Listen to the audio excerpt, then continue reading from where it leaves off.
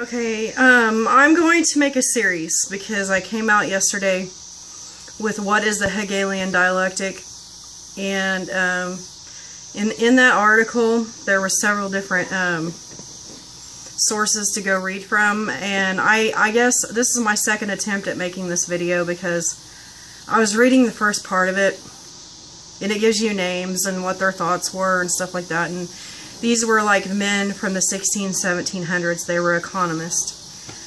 Basically, to sum it up for you on the first part of this, they were really narcissistic. I mean, they saw themselves as gods, and they saw that they think that in order to keep our economy going, basically that the men they have to make men work hard all day long for hardly nothing.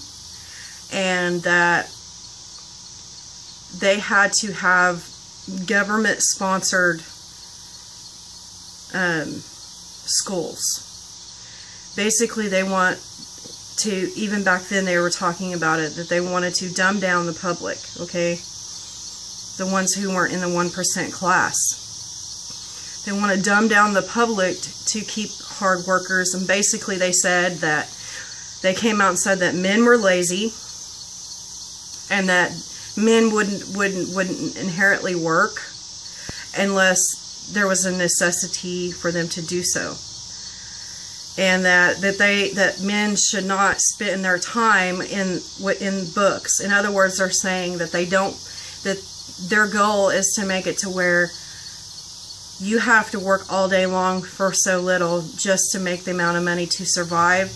So that way you do not have time to put your mind and your brain into studying things, into learning.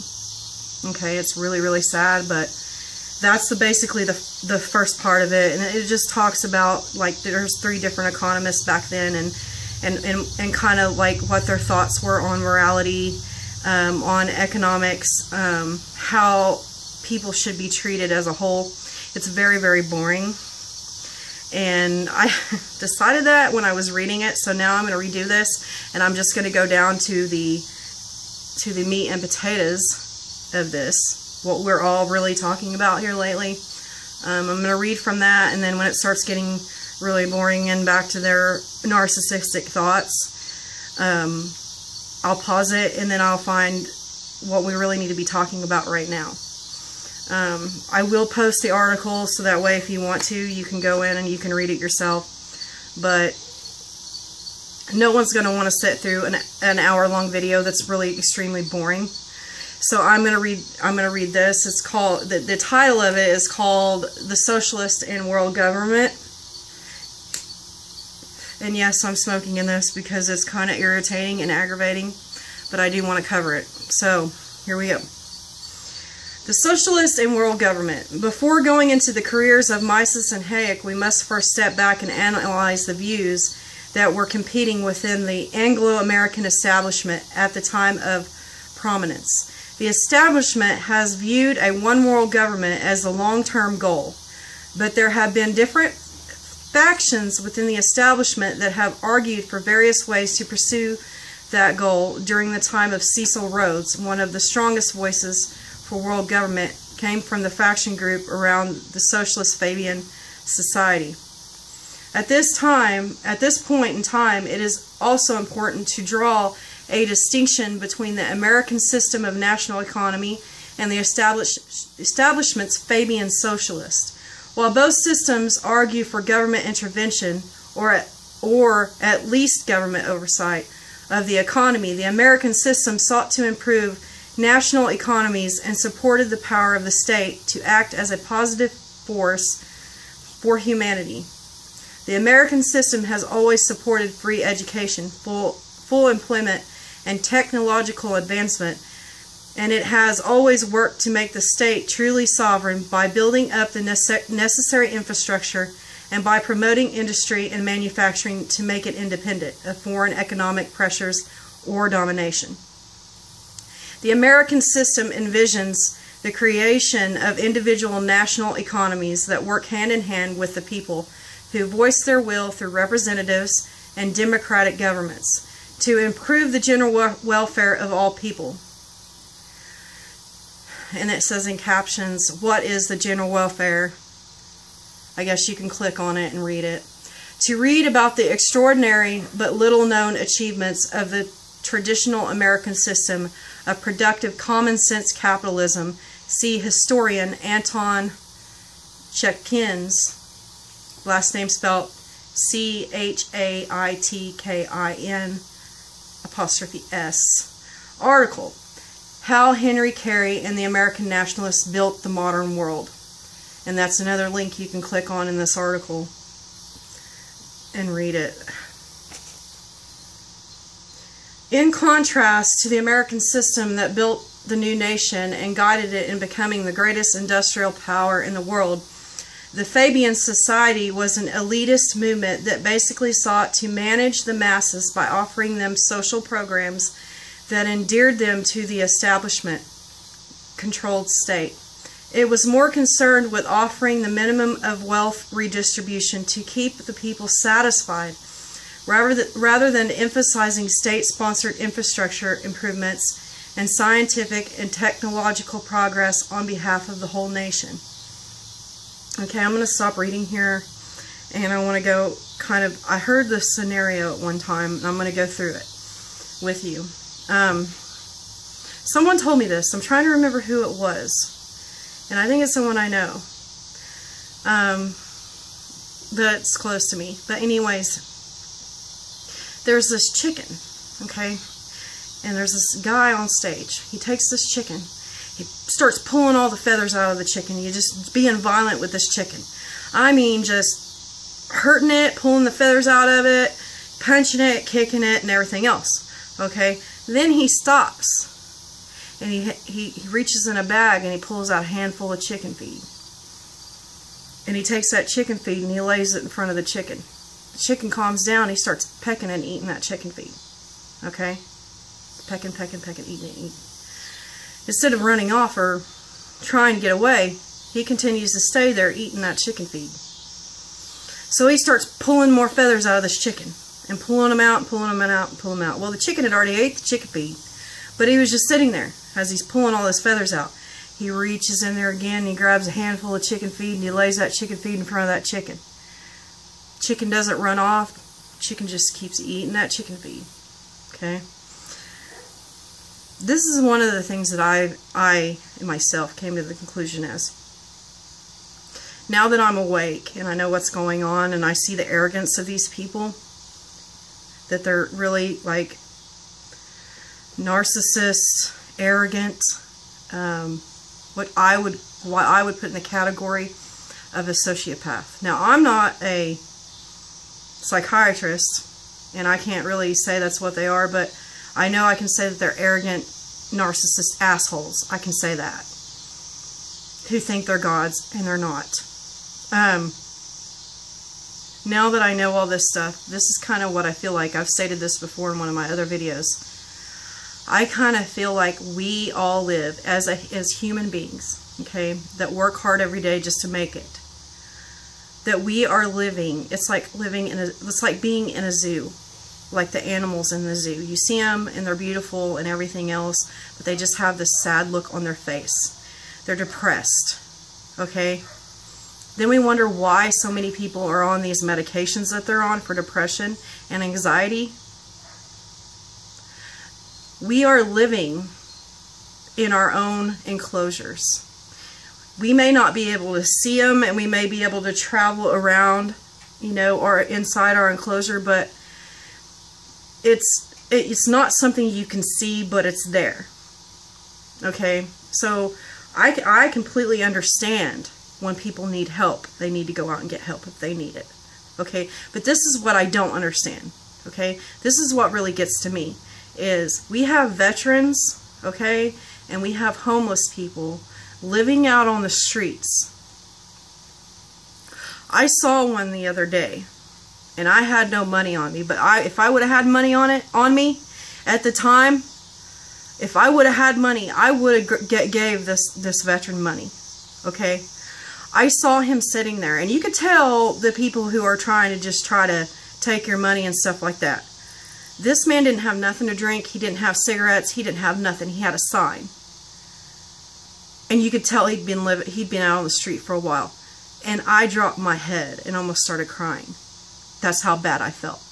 These people who truly need help cannot go and get food stamps because they don't have an address. And you say, well, they don't have a refrigerator either. Well, you know what? They could still go into a store and get a sandwich. They could still go into a store and get something to drink. Okay? To me, that really pisses me off. But then people would say, well, that would just encourage them to be homeless. Who wants to be homeless? Who wants to live out in the cold winter? Who wants to do that? Nobody. If they had a choice to have somewhere to live or live on the street, the majority of them would not want to be living on the streets. Okay? It's dangerous. You know, it's just, I don't know. That's just one thing that really makes me mad, is that people who have a house or an apartment can go get money from the government and can go get food stamps, but these people cannot. And they've risked their lives for us at one point. Yeah, some of them might be alcoholics, okay? My grandfather, I've went through that before. He was in World War II and he was captured by the Japanese. When he came back, he became an alcoholic, okay? Most men that have PTSD cannot deal with it. Okay, they come home and they go through all this stuff and it's really hard for them to deal with what they're dealing with. Or they go and they put them on all these psychotropic drugs thinking that makes it better. It doesn't make it better, it makes it worse. Okay, but I'm going to keep reading here. I just wanted to stop, and I'm going to stop every now and again and add my thoughts and my commentary into this. So I'm going to pause now for a minute and then I'll continue. Okay. Whether you're on these programs or not, you know, I'm not judging anybody, but I want to, when you watch this video, to understand that the people that are behind these programs that they created in the beginning, I don't know about now, but in the beginning, it was not planned to help you. It was a plan to keep you stuck where you are. To keep you in your enclosure and to never be able to get out of it, because you start to depend on it and you depend on the state instead of depending on yourself or your husband or your family. That, just from reading this, and now I will post this so you can read it yourself. Okay, just know that right there is part of their plan. Now, I'm going to keep reading here. The Fabian Society was founded in 1884 by Sidney and Beatrice Webb, George Bernard Shaw, and others, and it quickly became a major force in British politics. In 1895, the Fabians founded the London School of Economics to promote their brand of socialism, but in the following years, the influential economist John Maynard Keynes and the Cambridge School became more outspoken in its advocacy of socialism than the LSE. After the economic catastrophe of the Great Depression, the LSE moved even further to the right, becoming the base for the main opponents of Keynes, his last name is spelled Keynes, and of socialism, as we will soon see. The LSE was always a tool of the establishment, then it was the firm bastion of socialism. The socialist faction of British politics was a faction of the establishment that was more influential in the early 1900s, and it was the primary force backing socialism in Europe and Bolshevism in Russia, with help from the RIIA and Wall Street. A historian, Anthony Sutton, makes clear in Wall Street and the Bolsheviks' revolution. The Fabian goal of a world government is highlighted in the famous stained glass window ordered by Shaw that once adorned the Beatrice Webb house. The shield depicts a wolf in sheep's clothing, while two men hammer away at the world to remold it nearer to the heart's desire. And I guess I'll post this picture in the comment section too so you guys can see it. Despite the rise in public support for socialism, which accumulated in the British parliamentary elections of 1945, the establishment became disillusioned with the long-term potential of using socialism to conquer the world, and support for the slow-moving Fabians waned. The decline of Fabian influence is typified by two members of the Fabian Socialists who, for very different reasons, left the organization to pursue other paths. These two men are H.G. Wells and George Orwell. H.G. Wells is a celebrated English author who wrote The Time Machine, The Invisible Man, and War of the Worlds. He is called by some the father of modern science fiction, but what is less well known is that he was also a passionate advocate for an Anglo-Saxon dominated world. He summed up his vision in the publication entitled The Open Conspiracy, Blueprints for a World Revolution in 1928, to which Fabian member Bertrand Russell responded, "I do not know of anything with which I agree more entirely." In 1940, Wells followed up The Open Conspiracy with an even more blunt proposal in his book simply titled The New World Order.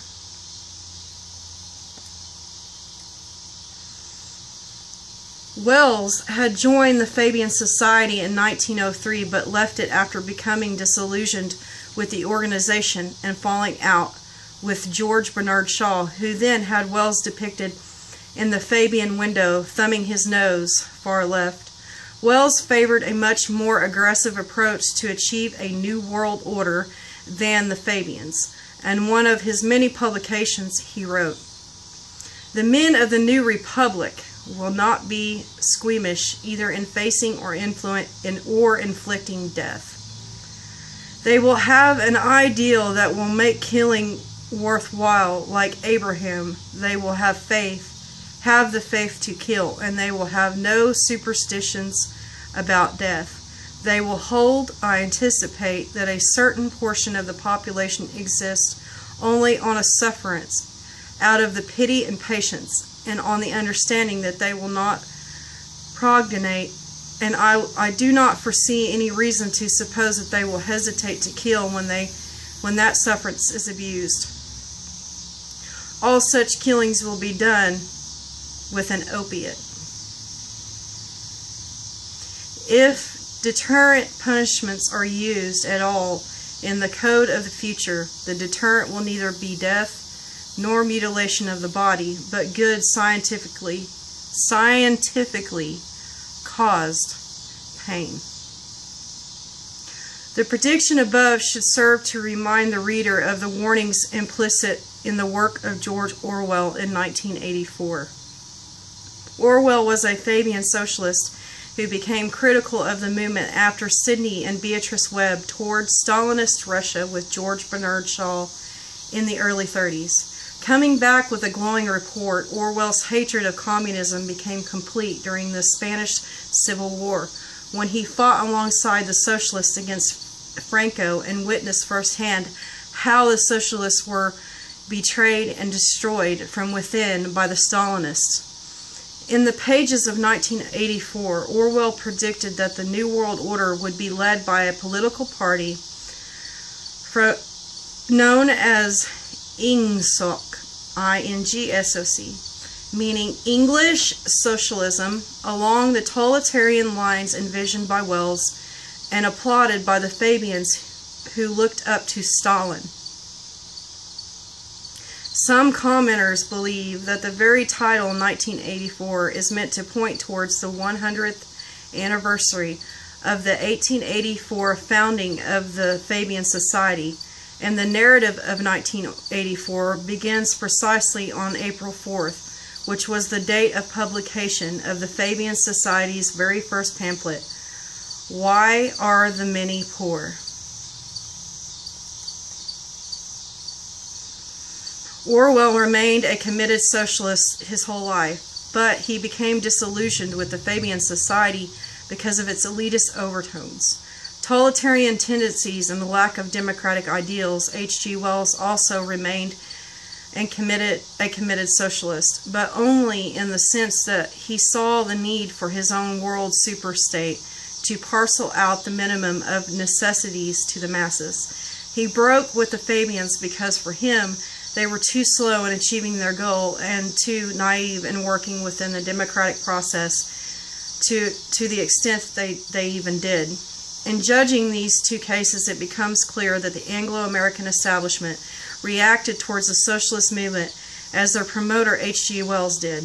International socialism, comparable to the Nazis' National Socialism, has always been viewed as a long-term and final goal, and the elite have always intended to take care of mankind's basic necessities once they are in power and once they have culled the herd to its desired numbers, but the primary and immediate goal has always been power and control.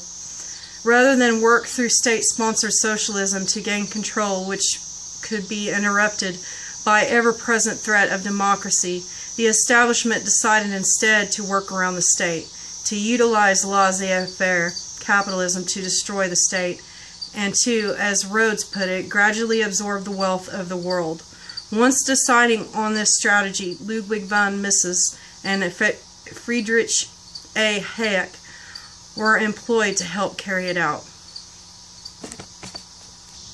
Now I'm going to, after that part, it goes into and explains who Hayek is and some of these other people and what their background was, where they went to college, and all this stuff.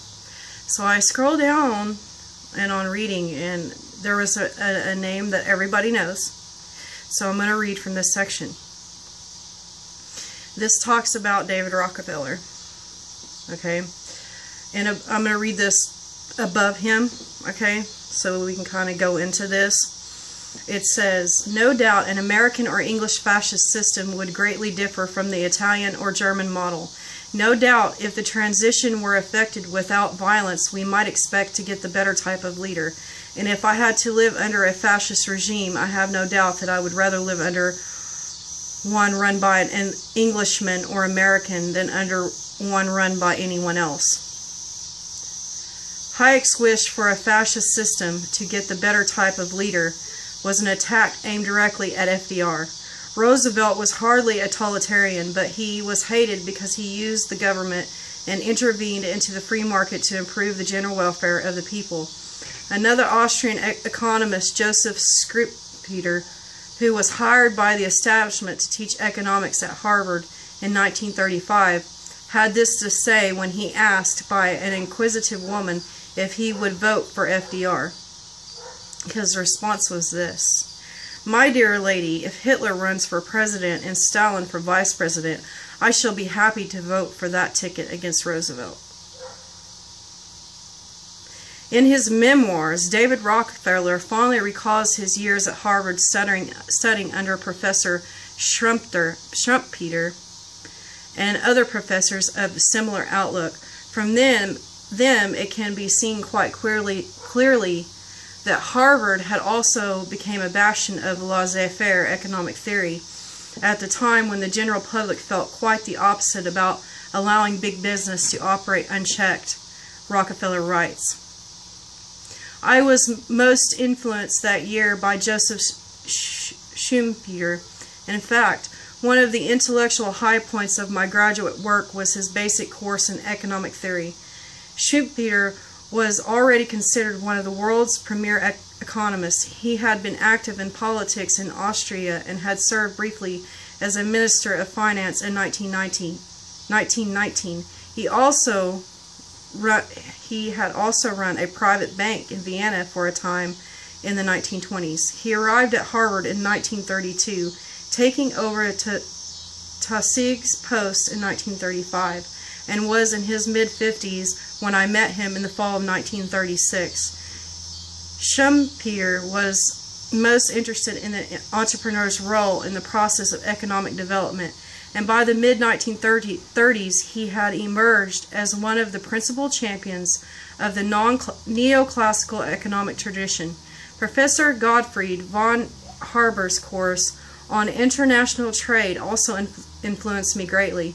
A charming man with a courteous European manners, Professor von Hebler had just arrived on campus the fall of a reputation as a staunch defender of free trade. His ideas were ignored in the 1930s when nations around the world gave in to the siren song of protectionism, but they would have a great impact after World War II when international trade expanded and world economic growth surged dramatically.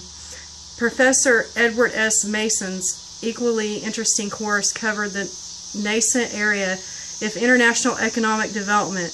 His pioneering work would make him one of the leading proponents of foreign economic assistance in the years after World War II, a subject that would engage me deeply as I became involved with Latin America and Africa later in my career, to the great detriment of those regions. David Rockefeller then goes on to describe his decision to attend the London School of Economics and how the way was paved for him through his family's generous grants to the institution, from the Laura Spelman Rockefeller Memorial and for the Rockefeller Foundation. He also mentions his father's friendship with Sir William Beveridge, who was the director of the LSE and who provided accommodations for David only a short walk away from the university. While enrolled at the LSE, the young David Rockefeller was personally tutored in economics by none other than Professor Friedrich A. Hayek. Rockefeller explains. The economists at LSE were much more conservative than the rest of the faculty. In fact, its economics comprised a major center of opposition in England to King's and his Cambridge School of Interventionist Economics. My tutor that year was Friedrich von Hayek, the noted Austrian economist who in 1974 would receive the Nobel Prize for work he had done in the 1920s and 1930s on money, the business cycle, and capital theory. Like Schumpeter, Hayek placed his trust in the market, believing that over time, even with its many imperfections, it provided the most reliable means to distribute resources efficiently and to ensure sound economic growth. Hayek also believed that government should play a critical role as a rule maker and an umpire and guarantor of a just and equitable social order, rather than the owner of economic resources for the arbiter of markets. Hayek was in his late 30s when I first met him. Indisputably brilliant, he lacked Schumpeter's spark and charisma. Nevertheless, I found him myself largely in agreement with his basic economic philosophy. After spending a year under the care of Hayek at the LSE, David Rockefeller had to make a choice as to where he would finish his college education. It was not a hard choice to make. After a year in London, I was eager to return to the United States to complete my graduate work at the University of Chicago, which boasted one of the premier economic faculties in the world, including such luminaries as Frank Knight, Jacob Vineyard, George Stigler, Henry Schultz, and Paul Douglas. I had heard Knight lecture at the LSE and found his more philosophical approach to economics quite compelling. Lionel Robbins knew Knight well and urged me to study with him. The fact that grandfather had helped found the university played a distinct secondary role in my choice. So finally we arrive at the truth. The University of Chicago, founded by John D. Rockefeller Sr., should be aptly named the University of Rockefeller, and the Chicago School of Laissez-faire Economics should be more aptly named the Rockefeller School of How to Neutralize Governments and Sidestep Democracy so as to exploit the people, plunder the resources, and absorb the wealth of the world, thereby destroying the nation-state and paving the way for a totalitarian New World Order, all done under the guise of conservatism, of course, and in the name of economic freedom and liberty.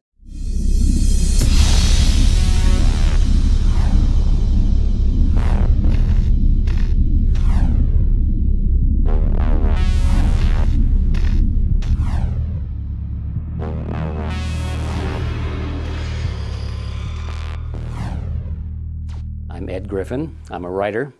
I write controversial works. I think they're very important works. I deal with such topics as banking history, health issues, the United Nations, U.S. foreign policy, kind of topics where people get all heated up because they have strong opinions. But I consider myself to be a researcher, and I try to be a historian as best I can. So I deal with facts, mostly, not in opinions. I've been doing this most of my adult life. I started becoming interested in issues of this nature in 1959. And by 1960, I was really revved up to it. I left my employment with a large insurance company and went in full-time in doing writing and speaking on these topics. The growth of the Tea Party movement and the left-right paradigm, they're all sort of intertwined, and yet there are very separate intellectual threads that need to be followed in all of that. I think, first of all, it's important to talk about and understand this left-right paradigm. What is this all about? Most of us, including myself for certain, in my younger years, I was brought up thinking that you had to choose, if you were smart at least, you would have to choose politically between being on the right or the left. You had to have a political view. And I thought that in those days, I thought that the extreme right would be something like fascism or Nazism. And on the extreme left, of course, you would have communism or socialism, just a little bit short of that. So that was the paradigm that I was taught, and it seemed to make sense at the time. But as I became more involved in these issues and learned more about them, I began to realize that the basic philosophy between the so-called extreme left people, on communists and socialists, and the so-called philosophy on the right of the fascists and the Nazis was really the same. I said, how can this be? They're supposed to be opposites of each other. And then I began to realize that there is something more common to all of these philosophies that was left out of my training and education. And that was the ideology of collectivism. I began to realize that the thing that was common to them all is something called collectivism. Now that's a word that is not very well used. It's not very entrenched in the vocabulary of most people today. But I found out that it was a very commonly used word about a century ago. People wrote a lot about collectivism, and the opposite of that would be individualism. Those are two words that are sort of abandoned today, but in my view, I think they need to be recaptured and understood and used more. And I realized that communism and fascism, the so-called opposites, are merely variants of collectivism. They're the same thing. And they believe that the group is more important than the individual, for example, and the individual must be sacrificed, if necessary, for the greater good of the greater number. They believe that the state should be all-powerful and that the people should obey the state for the greater good of the greater number and all of that sort of thing. They believe that rights are granted by the state. They're not part of the human being. They're not God-given. They're not entrenched in his body and soul. They have to be granted by the state. All of these things, and you look at them one by one, communists and fascists and Nazis and socialists, they all believe that. So wherein lies the conflict, you see? And I began to question that. And I realized that it's partly a trick.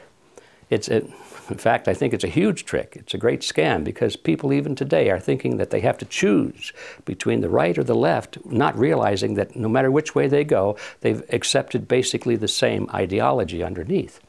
Now, it's true that the leaders of these groups, like the Stalins of the world and the Adolf Hitlers of the world and the Mao Zedongs of the world and so forth, the leaders of these groups on left and right will fight each other. And they will go to war with each other. And there will be tremendous battles, as we saw in World War II, for example. But what are they fighting over? Ideology? Not at all, because they agree on ideology. What they're fighting over is dominance. Who is going to rule? That's all they're fighting over.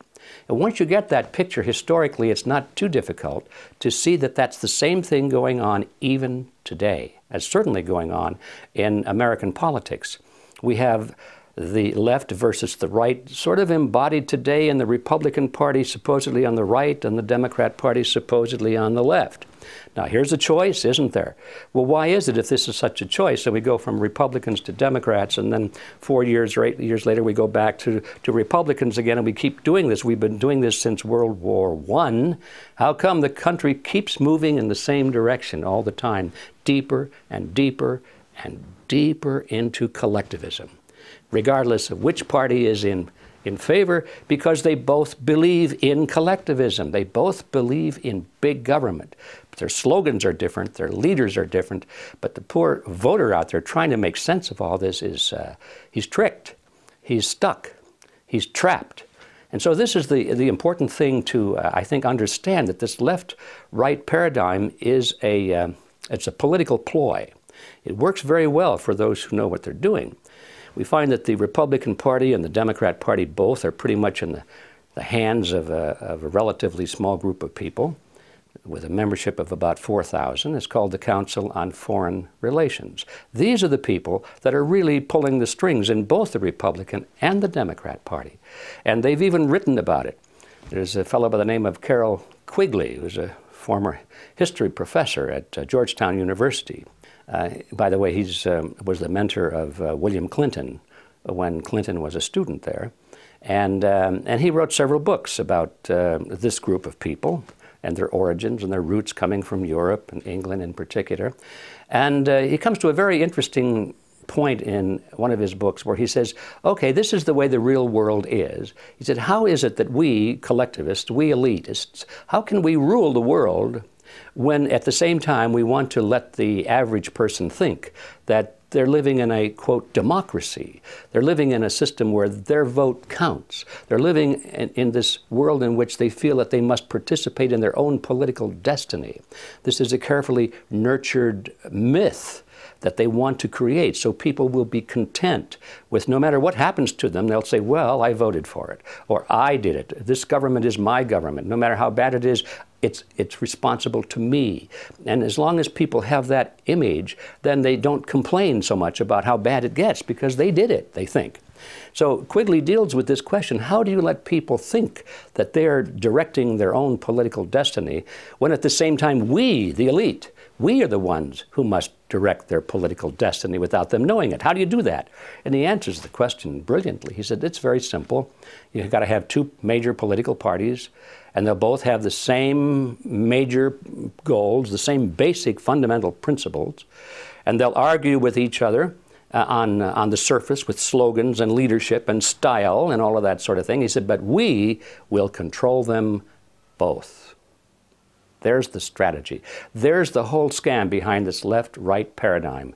When you understand this history and this reality, you look at it and you say, well, yes, we've got a left wing and a right wing, but they're just opposite wings of the same ugly bird, and that bird is called collectivism.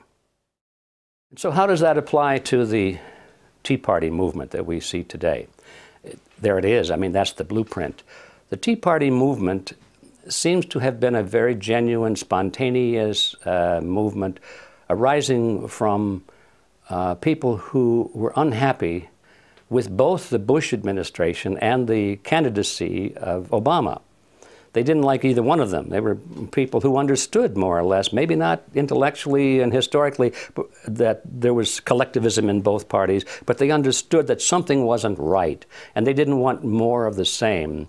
And so the Tea Party movement, you know, just think about it. What does that mean? It goes back to the historical episode where the colonists in Boston dumped the Tea Party into the Boston Bay because it was a protest against the taxes and the restriction of liberties and the Stamp Act and so forth on the part of Great Britain against the colonies. And so the Tea Party movement really was a rebellion against big government, no matter what camp it came from, whether it came from the Republicans or the Democrats. Well, it didn't take long, especially when the Tea Party movement began to gain momentum, And I was privileged to see that because I was invited to participate in some of these early events. And I remember the first event I went to, and maybe they had a couple of hundred people, but they were all, dedicated to the principles that made this country great. It had nothing to do with Republicans or Democrats. It had to do with political philosophy, the concept of limited government and the people being in charge, not the government in charge. So I saw it start in a small fashion like that. And then over the next couple of years, it grew and grew and grew until finally it was a very large movement. And at this point, the political parties, the leadership of the political parties began to take very careful note of it. And they said, wait a minute, this is something we should be doing, because they're experts at orchestrating movements and letting the people think that it's their movement, you see. This was a genuine grassroots spontaneous movement. Had nothing to do in the beginning with political parties. Well, the leadership of the parties couldn't let that be, so they both looked at it very carefully, and the Democrats decided that because of the nature and the slogans and so forth, it didn't fit well. So they began to attack it. They began to try and make it look like it was a bunch of idiots and wackos and tin hat people and all this sort of thing. And the Republicans thought, this is something we can use. And so they started to go into it as best they could and take it over. That was their goal, to copt it for their program. And well, so here we are today looking at this process underway. They're still trying very hard to convert the Tea Party movement into a Republican front. And I'm sorry to say that they have achieved some success in that direction, primarily because of some very well-known people who are closely aligned with the Republican Party. We're talking about the candidate, of course, Sarah Palin, who's a Republican from top to bottom, and she represents this right-wing image. She fills the bill perfectly. She's the Miss Republican right-wing collectivist. And she can speak with great fervor and great emotion and great meaning against the extremes of the Democrats, those bad left-wingers. And she does a good job of it, and everything she says is true. But she doesn't speak out against those bad right-wingers, you see, because she's part of that group. Her mission is not to bring about a restoration of the principles of America, but to get the Republicans back into power. That's her mission. And of course, we have people like Glenn Beck, who have the power of the Fox broadcasting system behind him. That's tremendous power. And he's always speaking against those bad left-wing Democrats with great conviction and great fervor and great truth. Nothing wrong with what he says. What's wrong is what he doesn't say. He'll never attack somebody from the Republican Party. We've got people like Rush Limbaugh, plays the same role. He's very good at exposing the Democrats. He's very good at pointing out the absurdity of the left-wing philosophy, but he'll never say anything bad about a right-winger or a Republican. So there you have it. Of course, on the Democrat side, you've got the same team. These are the cheerleaders and the players. They work together. And the average voter gets caught in the middle of this. He hasn't any idea what's going on. He just thinks that the debate is such that he has to choose. Who are you going to vote for? You're going to vote Republican or are you going to vote Democrat? And so as long as they're in that role, they're like a tennis ball in a tennis match. They get hit back and forth across the net. First they're on the right, bing, then they're back on the left, bing, back they're on the right. They're Republican, they're Democrat. And the game goes on and on and on. And although it's possible for the players of that game to win, the tennis ball never wins that game. So I think it's time for people to stop being tennis balls in this game and just get out of the game completely. There are certain issues that people on the left and the right in American politics will never discuss. And the reason they won't discuss them is because they agree mutually. The Democrats and the Republicans agree on something, so they don't want to talk about it in public debate because it reveals the fact that they're basically the same. They only talk about things on which they disagree. Turns out that the things on which they agree are the most important things. The things in which they disagree are relatively minor. So the things in which they agree are, for example, our foreign policy. They both agree that the desired goal eventually is to move the United States into world government. Not just any world government, but a world government based on the model of collectivism. In other words, big, powerful, centralized world government. If it were a world government based on the principles of freedom and freedom of choice, freedom of culture, low intervention, if no intervention in the lives of normal human beings, it might be a wonderful thing, but that's not the kind of world government the left and the right have in mind. They're talking about total world government with all major decisions being made at the top and people at the bottom being essentially living in a feudalist society, just serfs and peasants basically in a high-tech feudalism. And the left and the right both agree with that goal, and so they never discuss it in public debate. Another thing in which they agree is the dominance of the banking system in our economy and to a large extent in our politics. They both agree that the banks are supreme, that the banks must be protected, that the banks must be funded, they must be bailed out, they must not be allowed to fail. When the banks make bad loans to third world countries, or if they make bad loans to large corporations, both the Republicans and the Democrats agree that we must come in with taxpayers' money, either tax money or inflation money, and we must bail out the banks. And we do that, they both agree, by giving the money to these corporations and giving the money to the third world countries so that they can continue to make interest payments to the banks. So those are two major issues, I would say perhaps the largest issues we could possibly face. And so we find that Republicans and Democrats are in agreement on that. You might add another third topic if you wish, and that is our role in the Middle East. Both parties talk alternately about, oh, we've got to end this war in the Middle East, pull our troops home, and all that sort of thing. But that's just rhetoric. You notice we go from one party to the other. The war continues, the war grows, the funding continues. So there we have three major issues, perhaps the three largest issues of all. And there's no debate between Republicans and Democrats as to what to do. Though there may be some debate in rhetoric, they may give speeches, but when it's time to vote in Congress, there's no division between them at all. And this itself should be the biggest giveaway as to what the reality of politics is today. If anybody that's got their eyes open, they ought to be able to see it just by examining those three issues.